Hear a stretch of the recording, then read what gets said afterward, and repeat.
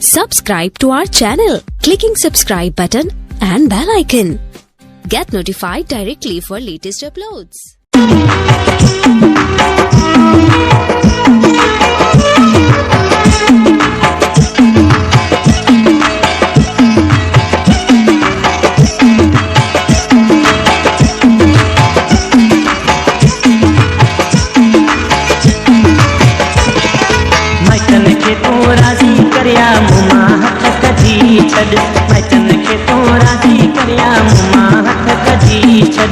किड़े पासे हल मेरी तू फैसलो हिते कर मेरी तू सोच विचार हाणे न करे बुधाए मुखे झट मेरी तू चिट्ठी मिठी करे गाले हिते ETR Oli Legari राजी करिया मुमा हथ कजी छड वचन के तो राजी करिया मुमा हथ कजी छड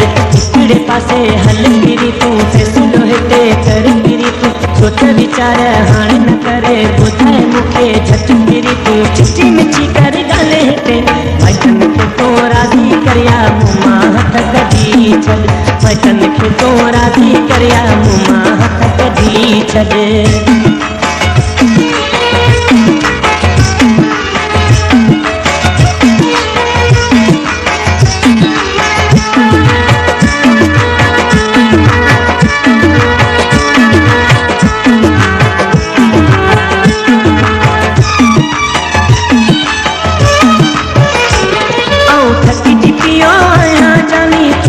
सब्र करे करे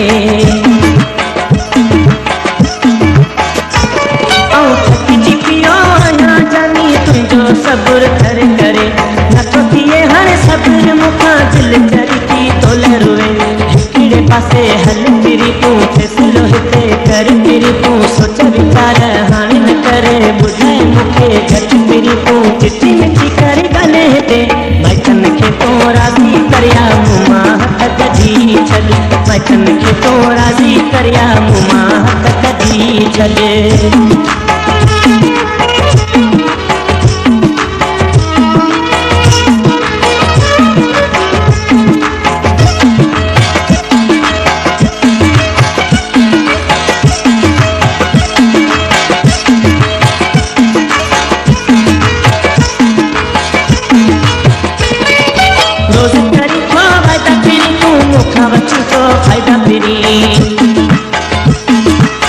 ETR Oli Legari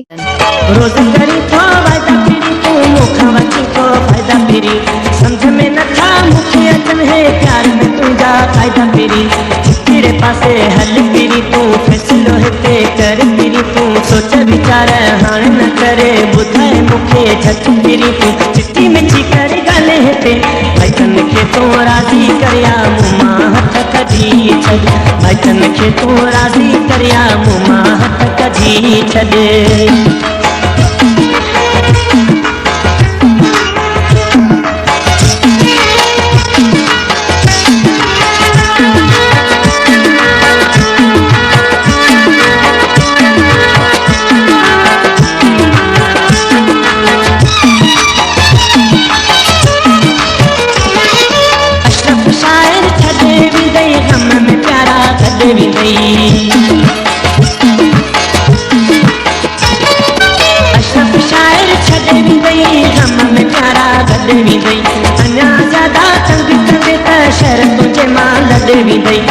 किड़े पासे हल फिरी तू फैसलो हिते कर फिरी तू सोच विचार हाणे न करे बुधाए मुखे Kenya Production मिठी करे गाले हिते वचन के तो राजी करिया मुमा हथ कजी छड वचन के तो राजी करिया मुमा हथ कजी छड